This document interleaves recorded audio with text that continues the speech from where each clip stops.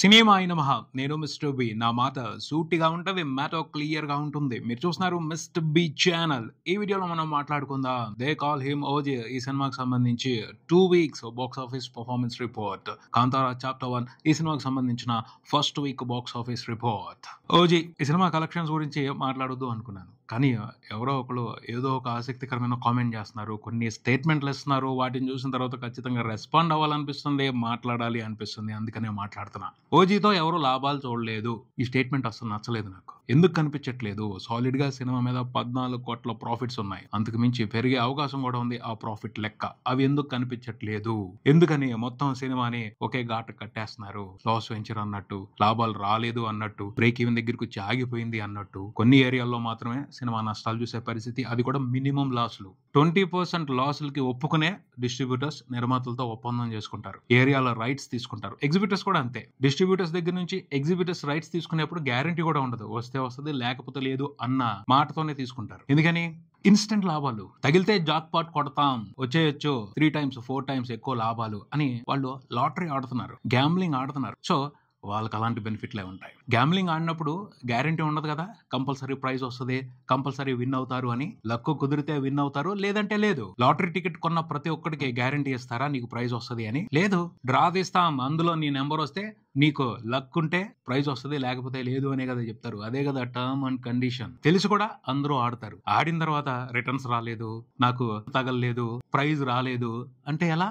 ఇందులో హీరోల తప్పు ఏమాత్రం లేదు, నిర్మాతల తప్పు ఏమాత్రం లేదు, గ్యాంబ్లింగ్ ఆడే వాళ్ళదే తప్పు. కాకపోతే ఈ ఆట ఎప్పుడు ఒకవైపే ఉండదు, మారుతా ఉంటది. ఒకసారి ఆట ఆడించే వాళ్ళు గెలవచ్చు, ఒకసారి ఆట ఆడేవాళ్ళు గెలవచ్చు. పెద్ద హీరోల సినిమాలకు సంబంధించి ఎక్కువ ఆట ఆడించే వాళ్ళే గెలుస్తూ ఉంటారు. ఎందుకని? హీరోకి సూపర్ ఇమేజ్ ఉంటది పబ్లిక్ లో, ఆయన కోసం గ్యారంటీగా కొంతమంది ఆడియన్స్ వస్తారు, కంపల్సరీ ఓపెనింగ్స్ సాలిడ్ రేంజ్ లో వస్తాయి. ఆ పైన సినిమా హిట్ అయిందనుకో ఊహించిన డబ్బులు వచ్చి పడతాయి. 10 times లాభాలు చూడొచ్చు, 3 times 4 times మినిమం చూడొచ్చు స్టార్ హీరో సినిమా హిట్ అయితే. సో ఆ విషయాన్ని దృష్టిలో పెట్టుకునే గ్యాంబ్లింగ్ వచ్చేస్తారు. కానీ నిర్మాతలు ఎవరు ఫోర్స్ గా ఆడమని చెప్పరు, వీళ్ళే వస్తారు, కావాలని వెంట పడతారు. ఒకళ్ళకంటే ఒకళ్ళు రేట్ ఎక్కువ ఇచ్చి ఆ రైట్స్ కొనుక్కుంటారు. డబ్బులు వస్తున్నప్పుడు కాదనుకోవడానికి నిర్మాతలు ఏమన్నా ఫూల్సా? వాళ్ళు ఎందుకు ఒక హీరో డేట్లు పట్టుకుని కోట్లు ఖర్చు పెట్టి, అది కూడా వాళ్ళ సొంత డబ్బు అయి ఉండకపోవచ్చు, బయట నుంచి తెచ్చుకుంటారు, ఫైనాన్స్ తెచ్చుకుంటారు, దానికి బోల్డంత వడ్డీ కడతా ఉంటారు. సినిమా తీసిన తర్వాత తీసుకొచ్చిన అప్పులు కట్టేయాలి, వడ్డీలు కట్టేయాలి, ఆ పైన లాభం చూసుకోవాలి. సో డిస్ట్రిబ్యూటర్స్ నుంచి ఎగ్జిబిటర్స్ నుంచి వస్తున్న ఆఫర్స్ ని ఎందుకు వదులుకుంటారు? చక్కా తీసుకుంటారు. కంపల్సరీ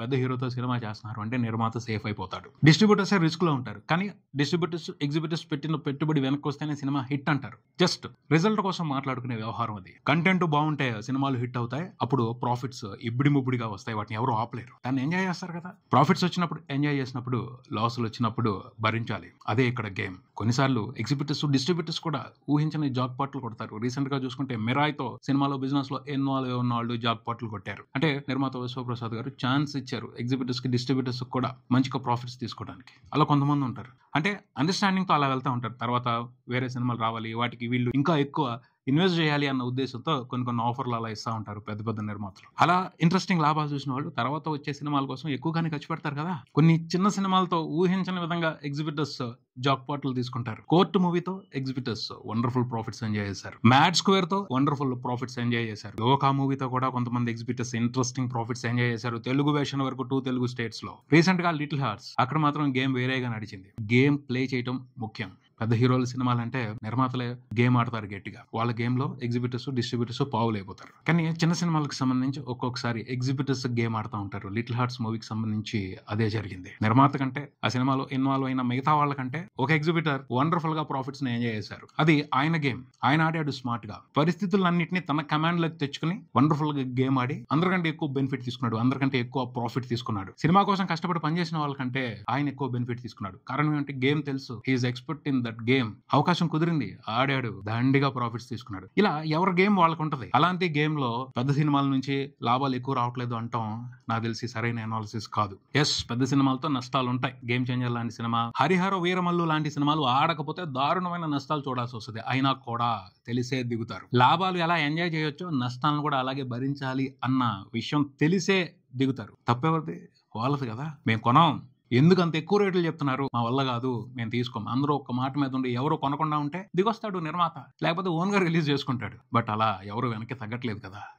ఏమవుద్దో, ఎందుకు మిస్ చేసుకోవాలి అని బెట్లు వేస్తున్నారు. బెట్టింగ్ ఆడినప్పుడు లక్ తగలొచ్చు, తగలకపోవచ్చు. కాకపోతే ఒక విషయం ఉంది, కంటెంట్ బాగుంటే అందరూ హ్యాపీగా ఉంటారు కదా, సినిమా మీద భారీగా ఇన్వెస్ట్ చేసిన వాళ్ళు లాభాలు చూస్తారు కదా అని మాట్లాడుతున్నారు. ఎస్, కంటెంట్ బాగా లేదు, కంటెంట్ బాగా తీసుకురావటం లేదు, ఇదే కదా ప్రాబ్లం. అందుకే కదా గ్యాంబ్లింగ్ ఆడుతున్నారు. కంటెంట్ కరెక్ట్ గా ఉన్నప్పుడు గ్యాంబ్లింగ్ అవుతుంది, పర్ఫెక్ట్ బిజినెస్ అవుద్ది. అందరూ క్రియేట్ చేయలేకపోతున్నారు రకరకాల కారణాల మూలంగా. హాఫ్ బేక్డ్ సినిమాలు తీసుకొస్తున్నారు, హాఫ్ బేక్డ్ ఎంటర్టైన్మెంట్ నే తీసుకొస్తున్నారు, దాన్నే ఎంజాయ్ చేయమంటున్నారు. దానికే బోల్డంత బిజినెస్ జరుగుతుంది. సో గ్యాంబ్లింగ్ నడుస్తుంది. పర్ఫెక్షన్ ఉంటే, పర్ఫెక్ట్ ఎంటర్టైనర్స్ వస్తే అది బిజినెస్ అవుతుంది. బిజినెస్ లో లాభం వస్తుంది ఎక్కువ, మాక్సిమం. లాస్లు అనేవి జాగ్రత్తగా బిజినెస్ చేసే వాళ్ళకి చాలా తక్కువ వస్తాయి. ఇక్కడ బిజినెస్ చేయట్లేదు, గ్యాంబ్లింగ్ ఆడుతున్నారు. సో ఆ పరిస్థితి గురించి ఎక్కువ వర్రీ అవ్వాల్సిన అవసరం లేదు.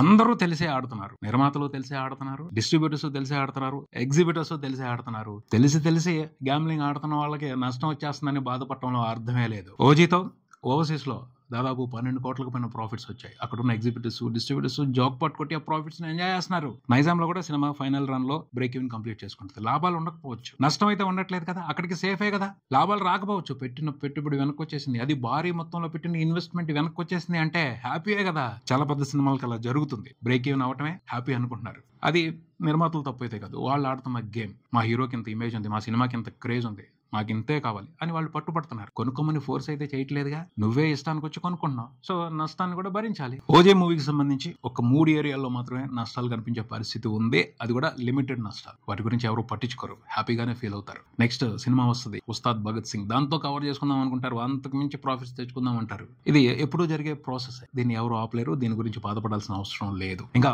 కాంతారా చాప్టర్ 1 ఈ సినిమా ఫస్ట్ వీక్ కలెక్షన్స్ విషయానికి వస్తే నాన్ స్టాప్ కాంతారా ఎక్స్ప్రెస్ దూసుకెళ్లిపోతుంది బాక్స్ ఆఫీస్ దగ్గర. ఇంట్రెస్టింగ్ గానే ఫస్ట్ వీక్ వరకు కలెక్షన్స్ రిపోర్ట్ అయ్యాయి. సినిమా ప్రపంచవ్యాప్తంగా ఫస్ట్ వీక్ కంప్లీట్ అయిపోయిన తర్వాత చూసుకుంటే 450 కోట్ల వరకు గ్రాస్ రిపోర్ట్ చేసింది. 8వ రోజున రిపోర్ట్ అయిన కలెక్షన్లతో కలిపి చూసుకుంటే ఆ నెంబర్ 480 కోట్ల వరకు ఉంది. వీకెండ్ మొదలైంది. శుక్రవారం, శనివారం, ఆదివారం వచ్చే కలెక్షన్లతో సినిమా 600 కోట్ల క్లబ్ లోకి ఎంటర్ అయ్యే అవకాశం ఉంది. ఎందుకంటే ఇప్పటి వరకు దాదాపు 30 కోట్లకి తగ్గకుండా ప్రతిరోజు కలెక్షన్స్ రిపోర్ట్ చేసుకుంటానే వచ్చింది. కర్ణాటక నుంచి వండర్ఫుల్ సపోర్ట్ అందుతుంది సినిమాకి. వీకెండ్ లో కూడా కర్ణాటక నుంచి అద్భుతమైన రెస్పాన్స్, అద్భుతమైన కలెక్షన్స్ రిపోర్ట్ అయ్యే పరిస్థితి ఉంది. సో ఈజీగానే సినిమా శుక్రవారం, శనివారం, ఆదివారం 150 కోట్లకు పైన గ్రాస్ చూపెట్టే అవకాశం ఉంది. అంటే 600 కోట్ల మార్క్ ని సెకండ్ వీకెండ్ కంప్లీట్ అయిపోయిన తర్వాత చూపెడుతుంది అని నమ్మకంగానే చెప్పొచ్చు. కర్ణాటకలో ఇప్పటి వరకు చూసుకుంటే 130 కోట్ల వరకు గ్రాస్ ని రిపోర్ట్ చేసింది. ఈ వీకెండ్ లో ఈజీగా 170 కోట్ల వరకు కలెక్షన్స్ రిపోర్ట్ చేసే ఊపులో ఉంది. ఫుల్ రన్ లో కర్ణాటక వరకు ఈజీగా 200 కోట్ల గ్రాస్ మార్క్ ని దాటేసి హిస్టరీ క్రియేట్ చేయబోతుంది కాంతారా చాప్టర్ 1. 2 తెలుగు స్టేట్స్ విషయానికి వస్తే నియర్లీ 80 కోట్ల గ్రాస్ రిపోర్ట్ చేసింది, 50 కోట్ల పైన షేర్ రిపోర్ట్ చేసింది. ఇంకా కలెక్షన్స్ రావాలి. సెకండ్ వీకెండ్ లో బెటర్ గా పెర్ఫార్మ్ చేసి పెద్ద పెద్ద నెంబర్స్ ని చూపిస్తుందని అందరూ ఎక్స్పెక్ట్ చేస్తున్నారు. హిందీలో కూడా ఇంట్రెస్టింగ్ గానే పెర్ఫార్మ్ చేస్తుంది. నెట్ నియర్లీ 100 కోట్లు ఉంది, గ్రాస్ 120 కోట్ల వరకు ఉంది. తమిళనాడులో 35 కోట్ల వరకు గ్రాస్ రిపోర్ట్ అయింది. కేరళలో చూసుకుంటే 33 కోట్ల వరకు గ్రాస్ రిపోర్ట్ అయింది. అన్ని చోట్ల ఇంట్రెస్టింగ్ గా పెర్ఫార్మ్ చేస్తుంది. కర్ణాటక నుంచి బంపర్ బ్లాక్ బాస్టర్ ప్రాఫిట్స్ ని ఎంజాయ్ చేయబోతుంది. కేరళ నుంచి కూడా మంచి ప్రాఫిట్స్ రాబోతున్నాయి.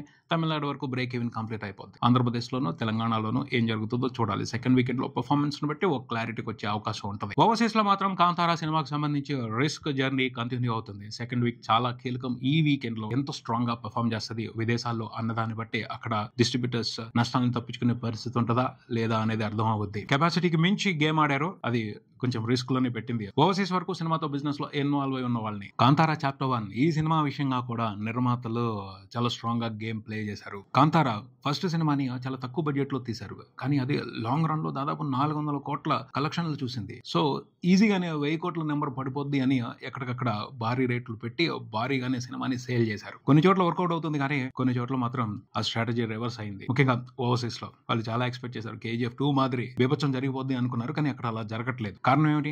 బజ్ అవసరమైనంత క్రియేట్ అవ్వలేదు. ఇనిషియల్ గా ఓజీ మూవీకి ఇనిషియల్ గా బజ్ క్రియేట్ అవడం మూలంగా ప్రీమియర్స్ తోను ఫస్ట్ వీకెండ్ కలెక్షన్స్ తోనే సూపర్ ప్రాఫిట్స్ వచ్చేసాయి. అదే మాదిరి బజ్ కాంతారా చాప్టర్ 1 కి సంబంధించి క్రియేట్ అయి ఉన్నట్టయితే, ప్రమోషన్స్ ఇంట్రెస్టింగ్ గా జరిగి ఉన్నట్టయితే ఓవర్సీస్ లో ఈ పరిస్థితి ఉండేది కాదు. నిర్మాతలు కంటెంట్ మీద గట్టిగా నమ్మకం పెట్టుకున్నారు. కానీ అన్నిసార్లు స్ట్రాటజీ ప్రకారం ప్లే అవుతుంది అని చెప్పుకోవడానికి లేదు, వర్కౌట్ అయిపోతుంది అని చెప్పుకోవడానికి లేదు. కొన్నిసార్లు ప్రమోషన్ అవసరం, దాని మూలంగా క్రియేట్ అయ్యే బజ్ అవసరం. ఆసక్తి ఎంత ఎక్కువగా ఉంటే పబ్లిక్లో సినిమాకి సంబంధించిన కలెక్షన్స్ అంత ఎక్కువగా వస్తున్నాయి. ప్రస్తుతం అది నడుస్తుంది మార్కెట్లో ట్రెండ్. దానికి సంబంధించి నెగ్లెక్ట్ చేయకూడదు. ప్రమోషన్స్కి అవకాశం ఇవ్వాలి, ప్రమోషన్స్ని ఇన్నోవేటివ్గా చేయాలి. ప్రమోషన్స్ ప్రాపర్గా చేయకపోవడం మూలంగానే, హైప్ని సరిగ్గా క్రియేట్ చేయకపోవడం మూలంగానే ఓవర్సీస్లో సినిమా నష్టాలను చూసే పరిస్థితి కనబడుతుంది అని అనిపిస్తుంది. కానీ ఓవరాల్గా మాత్రం చాలా పెద్ద నెంబర్ని చూసే అవకాశం కనబడుతుంది. 700 కోట్ల మార్క్ని అయితే కన్ఫామ్గా టచ్ చేస్తుంది. ఆ పైన ఎంతవరకు వెళ్తుంది, 800 కోట్ల మార్క్ని టచ్ చేస్తుందా లేదా వేచి చూద్దాం. ఇదే ఇక్కడికి మరో వీడియోతో మళ్ళీ కలుద్దాం. ఈ వీడియో మీకు నచ్చితే లైక్ చేయండి, మీ ఫ్రెండ్స్తో షేర్ చేసుకోండి, మీ అభిప్రాయాన్ని కామెంట్ చేయండి, ఈ ఛానల్ని సబ్స్క్రైబ్ చేయండి. నేను mister big. Keep watching mister B channel. Thank you.